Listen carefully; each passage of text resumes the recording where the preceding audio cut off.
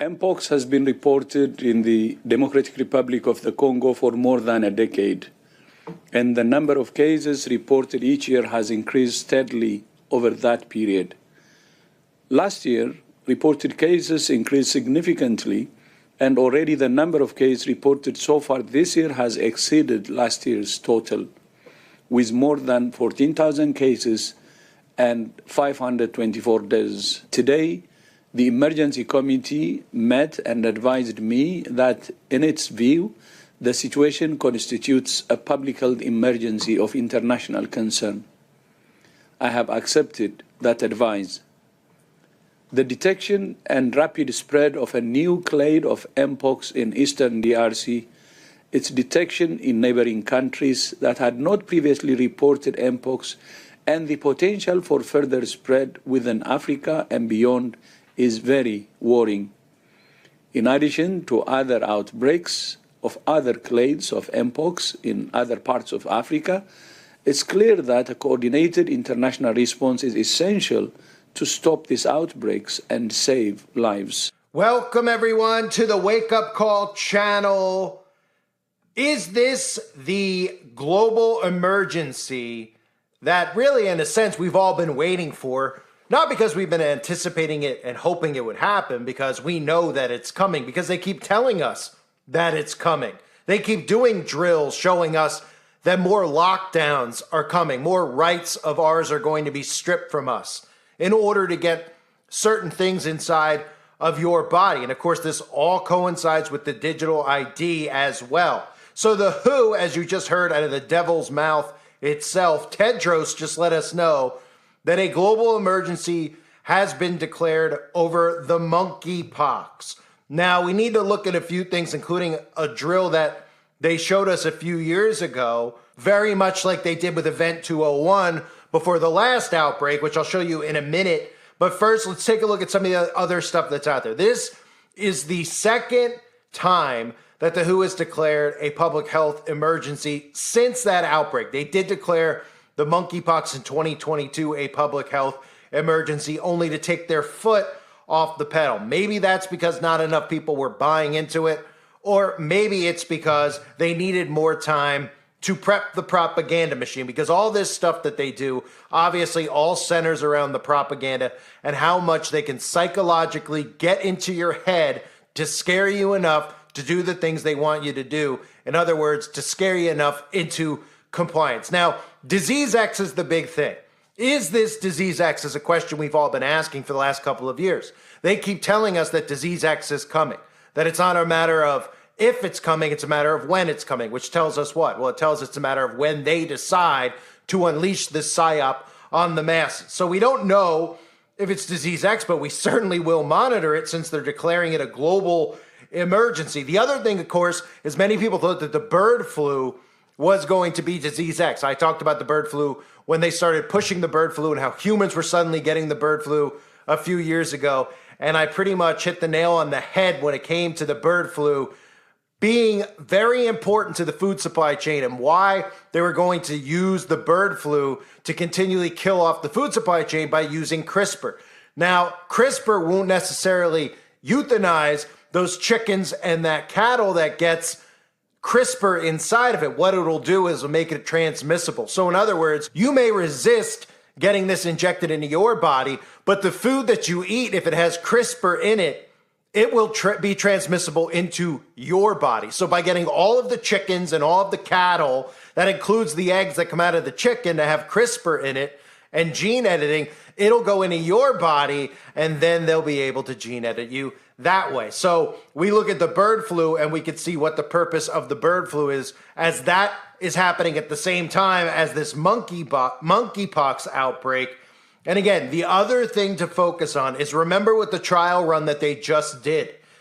All of these states that are mainly liberal states that will never flip, and this is done by design, this really doesn't have anything to do with the people who are there. This is what they've chosen.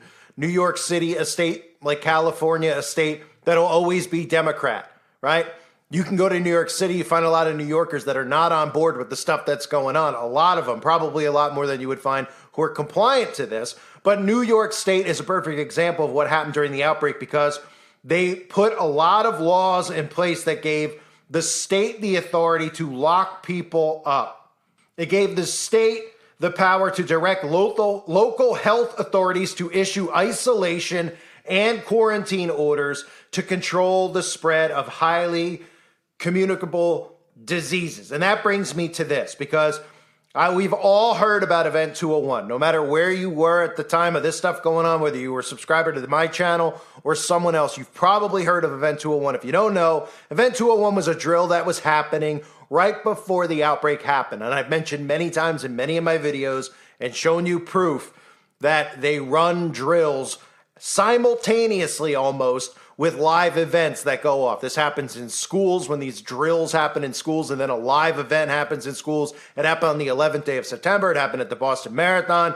You could go through countless events that we look at as history and see that there were drills that were happening at the same exact time, military drills. So Event 201 happened, and of course they went live with Event 201 right after it. Well, there was a monkeypox drill and a video that I'll play for you here that was released in 2021 that had a simulation in place about what it would look like if we had an actual monkeypox outbreak. They even outlined the steps and the stages of it. Here is a look at that video that I put out a few years ago. This clip was featured on the Nuclear Threat Initiative's YouTube channel. And again, we know that the WHO and all these so-called non-elected officials who were scientists who were acting in the name of medicine, that they've run drills using the monkeypox. And now we're hearing that, once again, the monkeypox is a global emergency. There are growing questions today around a new and deadly outbreak.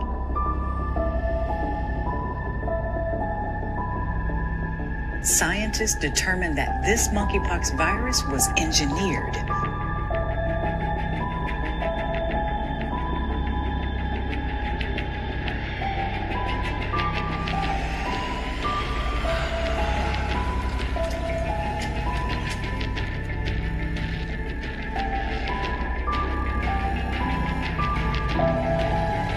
With limited antiviral drugs and no known effective treatments, countries around the world are struggling to control another pandemic with already devastating effects.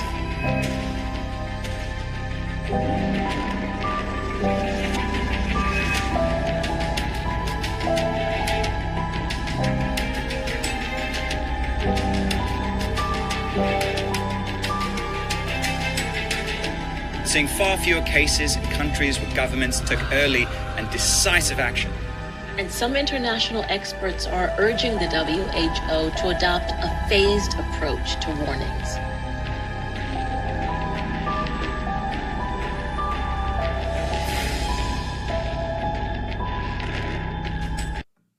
So after they released that video, they even had a blueprint out there, just like Event 201, where they showed us scenarios around it. Move 1, scenario, monkeypox outbreak, 1,421 cases, 4 deaths, key issues, international alert, warning systems. Move 2, they go to another scenario where they show you that the monkeypox engineered can be vaccine resistant. National responses affects early action, 83 countries affected, 70 million cases. So they show you a blueprint of how this is going to play out in all these scenarios. Then you get people like Bill Gates, who of course we all know that we can trust, right? Of course, I'm kidding. You couldn't pick a more wicked person. The same person who tells us it's not a matter of if, it's a matter of when the next outbreak they decide to unleash on us actually happens, which again is really an outbreak of the actual people who get the magic potion in their body and then decide, to shed it onto all the people out there who try to stay away from it. But here's Bill talking about the next plan that they have in place, and of course, how this will look in regards to a potential bioterrorist who is bringing the pox to an airport, potentially 10 airports. Sounds like this could be where we're headed next, right out of the movie Outbreak. And are we doing things now, or rather are we not doing things now that we really need to be doing in preparation for the next pandemic? We are ready for the next pandemic, but it'll take tens of billions in R&D that the US and the UK will be part of that. It'll take probably about $1 billion a year for a pandemic task force at the WHO level which is doing the surveillance and actually doing what I call germ games, where you practice. You say, okay, what if a bioterrorist brought smallpox to 10 airports? You know, how would the world respond to that? What if a bioterrorist brought smallpox to 10 airports? A bioterrorist brought smallpox to 10 airports. A bioterrorist brought smallpox to 10 airports. So we, we'll have to prepare for the next one. That, I'd say is will get attention this time. So again, there's a lot of programming out there. We all know that this is not over. Everybody who's been paying attention to this knows that it's not over yet. They need these outbreaks. These outbreaks are how they strip us of our rights, strip us of our laws, and then cause us to be divided over it.